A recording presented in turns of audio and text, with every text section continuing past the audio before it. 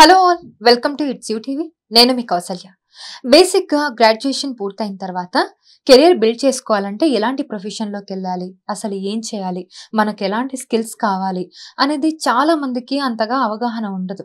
So చాలా మంది కన్ఫ్యూజన్లో ఉంటారు, అసలు ఏం చెయ్యాలి, నేను ఎవరి గైడెన్స్ తీసుకోవాలని. కొన్నిసార్లు రాంగ్ గైడెన్స్ కూడా తీసుకుంటాం. సో అలాంటిది జరగకుండా ఉండడానికి ఈ పర్టికులర్ వీడియో మనం చేస్తున్నాం. సో ఈ series name campus to campus అనమాట. అంటే మీ కాలేజ్ క్యాంపస్ నుండి మీరు ఎంఎన్సి క్యాంపస్కి వెళ్ళాలంటే అసలు మీరు ఏం చేయాలి, మీకు ఎలాంటి స్కిల్స్ కావాలి, ఎలాంటి స్కిల్ సెట్ ఉంటే మీరు లాంగ్ టర్మ్ లో మీ కెరీర్ని బిల్డ్ చేసుకుంటారు, ఇవన్నీ కూడా మనం ఈ వీడియోలో డిస్కస్ చేద్దాం. మనతో పాటు motivational speaker and tech expert and also trainer Sridhar గారు మనతో పాటు ఉన్నారు. ఆయనతో మాట్లాడదాం. నమస్తే శ్రీధర్ గారు. నమస్తే. ఇందాక నేను మాట్లాడినట్టుగా సో గ్రాడ్యుయేషన్ పూర్తయిపోయిన వెంటనే చాలా కన్ఫ్యూషన్స్ ఉంటాయి గ్రాడ్యుయేట్స్ కి. అసలు ఏం చేయాలి, నెక్స్ట్ ఎలాంటి కెరీర్ని చూస్ చేసుకోవాలి, అసలు నేను చూస్ చేసుకునే కెరీర్ లాంగ్ టర్మ్ లో ఉంటుందా ఉండదా, నాకు ఎంత జీతం వస్తుంది, అసలు ఇదంతా కూడా లాట్ ఆఫ్ కన్ఫ్యూజన్ అరౌండ్.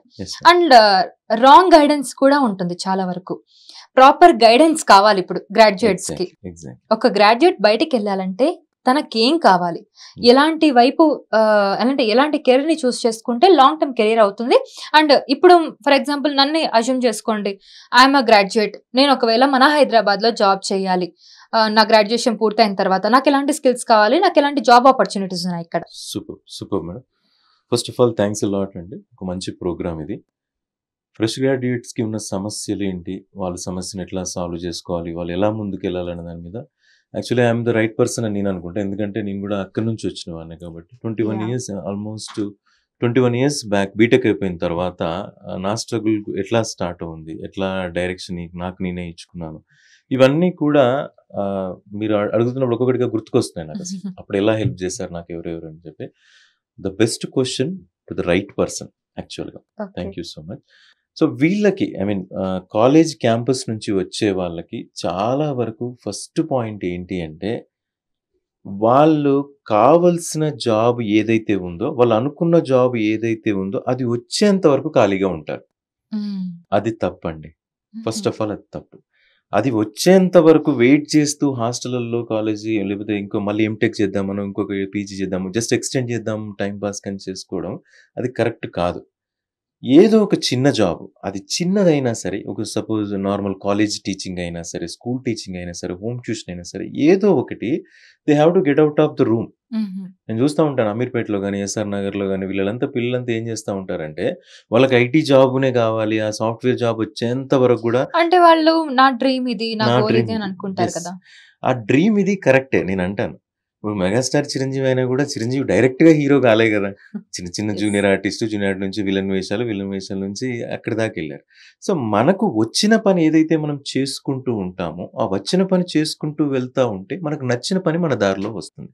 మొదలు పెట్టంగానే రాదు కదా. మీరు కూడా ఇక్కడ దాకా వచ్చారు, యాంకర్ అయ్యారు అంటే డైరెక్ట్ గా మీరు యాంకర్ అయ్యి ఉండరు కదా. చాలా స్ట్రగుల్స్ చాలా చూసిన తర్వాత మీరు ఇంట్లోంచి బయటకు వచ్చి ప్రయత్నాలు మొదలు పెట్టిన తర్వాత మీ డ్రీమ్ ఇప్పటికీ ఫుల్ఫిల్ అయ్యి ఉంటుంది.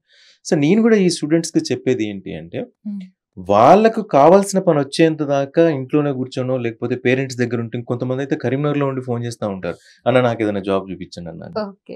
అది కరెక్ట్ కాదు. ఇక్కడికి రండి. ఇక్కడికి వచ్చిన తర్వాత బయటికి వెళ్ళి చిన్న చిన్న జాబులు చేసుకున్నా సరే, చిన్నవైనా సరే, అది ఏదైనా సరే 4 రూపాయలు రావడమే కాదు, will learn the discipline.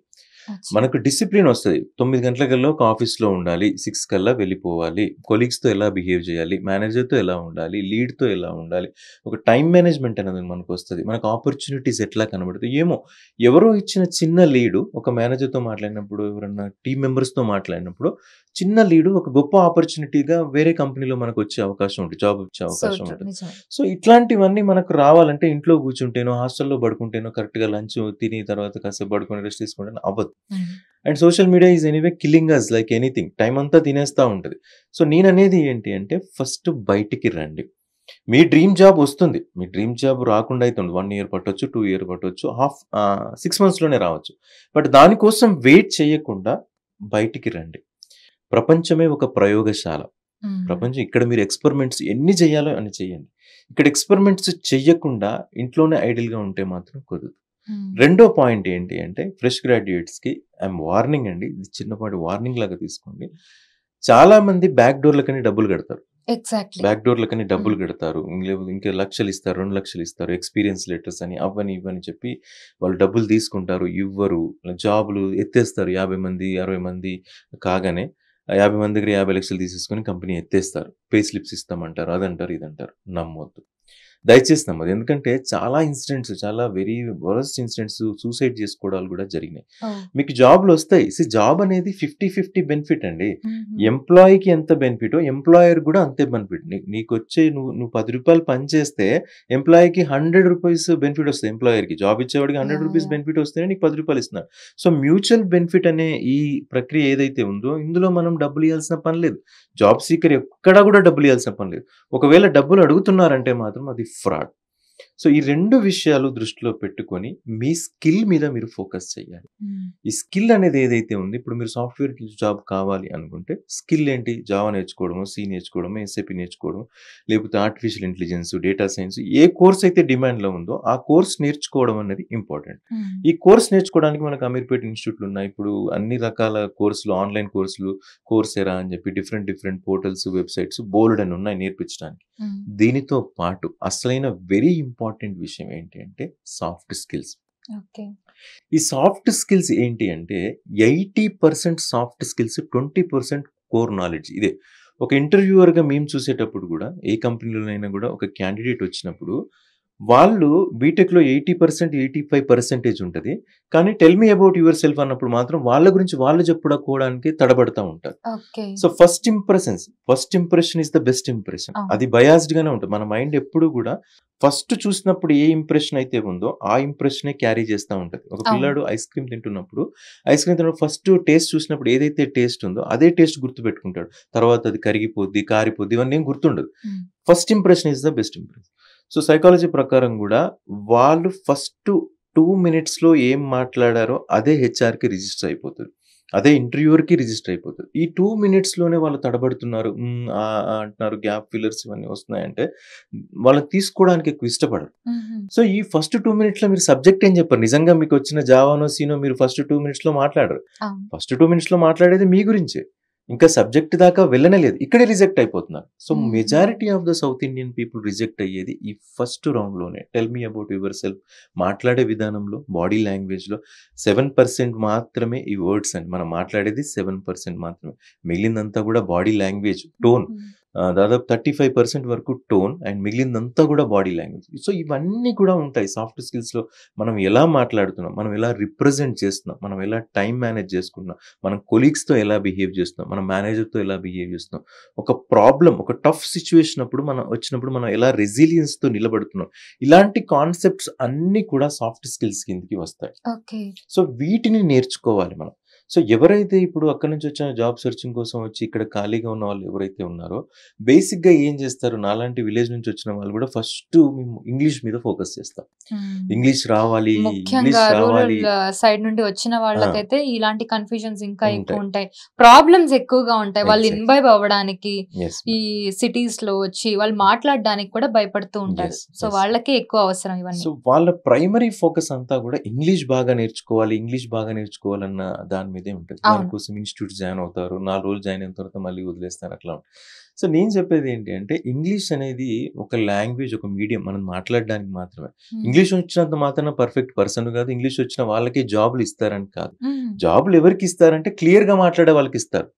Whatever medium మీరు మాట్లాడే దానిలో క్లారిటీ అనేది మీకుంటే ఖచ్చితంగా జాబ్ వాట్ ఎవర్ ఇస్తారు. The language. లాంగ్వేజ్ అనేది మ్యాటర్ కాదక్కడ. ఓకే. మీ దగ్గర స్టఫ్ ఉన్నప్పుడు మీరు మాట్లాడే విధానం మీరు తడబడకుండా క్లారిటీతో మాట్లాడుతుంటే చాలు. హుహు. ఇంగ్లీష్ మన మదర్ టంగ్ కాదు. ఇంగ్లీష్ మన మదర్ టంగ్ కాదు కాబట్టి it's okay to do mistakes. అది హ్మ్. మైండ్‌లో పెట్టుకోవాలి. కరెక్ట్‌గా పర్ఫెక్ట్‌గా సెంటెన్స్ ఫ్రేమ్ చేయమంటే 20 ఏళ్ల ఎక్స్‌పీరియన్స్ ఉన్న ఐటీ పీపుల్ కూడా ఇప్పటికీ కరెక్ట్‌గా ఫ్రేమ్ చేయలేరు. అవును. గ్రామర్ మిస్టేక్స్ లేకుండా మాట్లాడలేరు. ఉంటాయి. హ్మ్. కానీ ఇంగ్లీష్ ఒక్కటే సర్వస్వం కాదు. ఇంగ్లీష్‌తో పాటుగా మనం నేర్చుకోవాల్సిన సాఫ్ట్ స్కిల్స్ బోలెడన్నున్నాయి. బేసిక్‌గా అందులో కమ్యూనికేషన్ స్కిల్స్ నేర్చుకోవాలి. పాజిటివ్‌గా ఎలా థింక్ చేయాలి నేర్చుకోవాలి. ప్రాబ్లమ్ సాల్వింగ్ నేర్చుకోవాలి. కమ్యూనికేషన్ అంటే ఇందాక మీరన్నట్టు హ్మ్. ఇంగ్లీష్ మాట్లాడడమే కమ్యూనికేషన్ అనుకుంటారు. ఇంగ్లీష్ మాట్లాడడం కమ్యూనికేషన్ కాదు. ఏ లాంగ్వేజ్ అయినా సరే క్లియర్‌గా మాట్లాడడం కమ్యూనికేషన్. ఓకే. ఇంగ్లీష్ అనేది ఏంటంటే గ్లోబల్ లాంగ్వేజ్ అయింది కాబట్టి అన్ని దేశాల పీపుల్ ఇప్పుడు ఎక్కువగా ఇంగ్లీష్ మాట్లాడుతున్నారు కాబట్టి మనం కూడా ఇంగ్లీష్ నేర్చుకోవడానికి ప్రయత్నం చేస్తాం. సో, ఇంగ్లీష్ నేర్చుకోవడానికి ఒకటే ఒక సీక్రెట్ నేను దాదాపుగా చాలామంది నేను వచ్చినప్పుడు హైదరాబాద్‌కి వచ్చినప్పుడు నువ్వు ఇంగ్లీష్ న్యూస్ చూడాలి, ఇంగ్లీష్ సినిమాలు చూడాలి, లేకపోతే ఇంగ్లీష్ ఇన్‌స్టిట్యూట్‌లో జాయిన్ అవ్వాలి, ఇంగ్లీష్‌లో మాట్లాడాలి రకరకాలయన్నీ చెప్తా ఉంటారు. అవన్నీ కూడా థియరిటికల్ పార్టే. బట్ హ్మ్. ప్రాక్టికల్‌గా ఎప్పుడు మనకు నిజంగా ఇంగ్లీష్ వస్తదంటే మాట్లాడితే వస్తది. హ్మ్. తప్పైనా, ఒప్పైనా ఏదైనా సరే మాట్లాడితే వస్తది. కానీ ఓకే. మాట్లాడే అవకాశం ఎప్పుడొస్తది? మనం పని చేస్తే వస్తది. ఒక ఎన్విరాన్మెంట్‌లోనో, ఒక ఆర్గనైజేషన్‌లోనో పని చేస్తా ఉంటే ఇంగ్లీష్ మాట్లాడే అవకాశం వస్తది. ఇంగ్లీష్ మాట్లాడకుండా ఉండే పరిస్థితి ఉండకుండా వస్తది. అప్పుడు ఇంగ్లీష్ వస్తది. సో, ఆబ్వియస్‌గా ఇది మొత్తం తిరిగినా సరే పని మొదలుపెట్టాలి మనం. హ్మ్. ఏదో ఒక చోట పని మొదలు పెట్టకుండా ఎదురు చూస్తూ కూర్చుంటే మాత్రం పనులు అవ్వవు. సో, ఆ ఎదురు చూడకుండా ఏం పని చేద్దామంటే మనం ఇంగ్లీష్ ఎట్లాగో నేర్పిస్తారు. సో, మన యూటీవీ తరపున సాఫ్ట్ స్కిల్స్ నేర్పిద్దాం అని నేను ఓకే. అనుకుంటున్నాను. గ్రేట్. సో, ఈ సాఫ్ట్ స్కిల్స్ ఏదైతే ఉన్నామో వాళ్ళు ఎవరైతే ఇప్పుడు సబ్స్క్రైబ్ చేసుకున్న తర్వాత ఒక్కొక్క ఎపిసోడ్‌లో మనం ఒక్కొక్క సాఫ్ట్ స్కిల్స్‌ని మనం నేర్పిస్తా ఉంటాం. సూపర్బ్. అది. చాలా మందికి యూజ్ అవుతుంది. Yes madam. సో, అట్లా ఒక్కొక్క ఎపిసోడ్‌గా చేసుకుంటూ వెళ్తున్నాం గాబట్టి, మనకు ట్యూన్ అయినప్పుడు ఖచ్చితంగా ఎపిసోడ్ ఎప్పుడొస్తుంది అది వాళ్ళకి తెలుస్తుంది కాబట్టి, ఒక్కొక్కటి డీటెయిల్డ్‌గా ఎక్స్‌ప్లెయిన్ చేస్తానండి. ఓకే. సో, సాఫ్ట్ స్కిల్స్‌లో సో, ఇందాక మీరు చెప్పినవన్నీ ఇంక్లూడ్ అవుతాయా? Exactly madam. So, soft skills అంటే ఏంటి అంటే ఇక్కడ బేసిక్‌గా ఫస్ట్ ఇది పర్సనాలిటీ డెవలప్‌మెంట్ కిందకొస్తదేమో కానీ, జాబ్ వస్తది అని నమ్మిన వాళ్ళకి జాబ్ వస్తది. హ్మ్. జాబ్ రాదు అని నమ్మిన వాళ్ళకి జాబ్ రాదు. 2 జరుగుతాయి. ఇటు పాజిటివ్ ఎఫెక్ట్ ఉంటది. నెగెటివ్ ఎఫెక్ట్ ఉంటది. ఎందుకంటే మేము ఒక రూమ్‌మేట్‌లో ఉన్నాం. ఒక రూమ్‌మేట్స్ పూణేలో గాని ఇక్కడ జాబ్ సెర్చింగ్ చేసినప్పుడు నలుగురం ఉంటే నలుగురిలో మాకు జాబ్ ఎట్లాగో వస్తుందని నమ్మిన వాళ్ళకి జాబ్ వచ్చింది. హ్మ్. ఇక మాకేమొస్తదిలే ఈ టెక్నాలజీ కాదు ఇంకొక టెక్నాలజీ నేర్చుకుంటే ఆ టెక్నాలజీలో ఎక్కువ జాబ్‌లున్నాయి. ఈ టెక్నాలజీ ఎక్కువ జాబ్‌లున్న వాళ్ళకి ఇప్పటికీ జాబులు రాలేదు. వాళ్ళు వేరే ఫీల్డ్‌లలోకి ఎళ్ళిపోయారు. ఓకే. సో, వస్తుంది. సో, వాళ్ళకి అసలు ముందు కాన్ఫిడెన్స్ లెవెల్స్ ఎలా పెంచుకోవాలి? యెస్.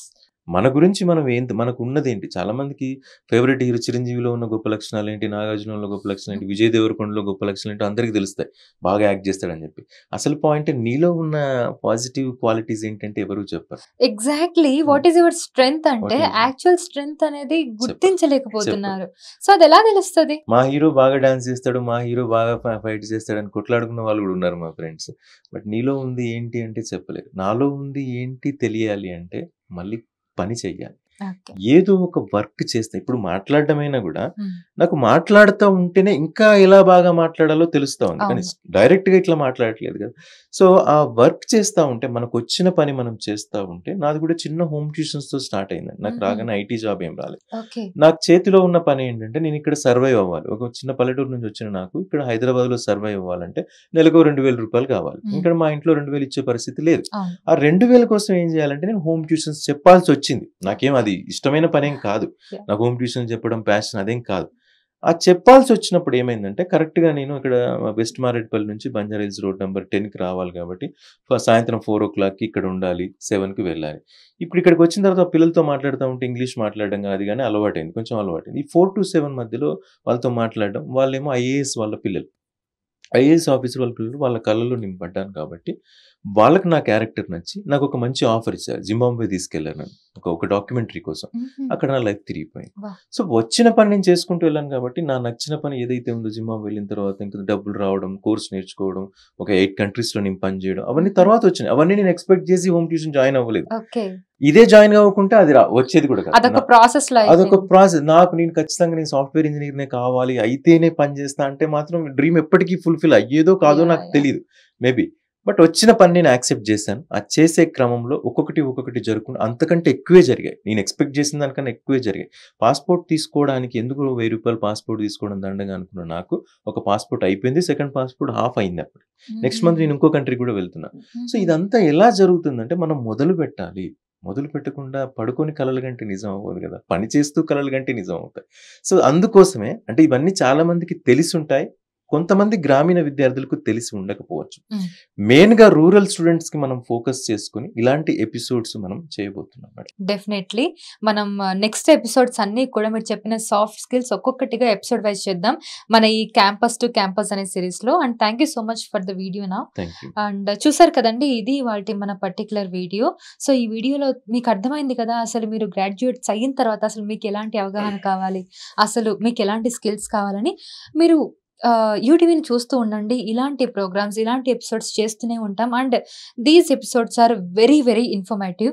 మీరు డబ్బులు పెట్టి మరీ ట్రైనింగ్ తీసుకోవాల్సి వస్తుంది యాక్చువల్లీ. కంప్లీట్‌గా తెలుగులో ఇస్తున్నాం. యెస్.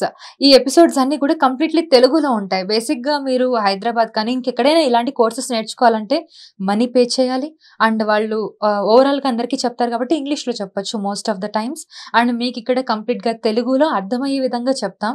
సో అది కూడా ఇట్స్ ఫ్రీ ఆఫ్ కాస్ట్. మీరు జస్ట్ సబ్స్క్రైబ్ చేసుకొని చూడొచ్చు. So just stay tune to it's UTV. Thank you so much for watching. And ఈ వీడియోని మీ ఫ్రెండ్స్‌కి కూడా షేర్ చేయండి. మీ ఫ్యామిలీకి కూడా షేర్ చేయండి. Thank you so much.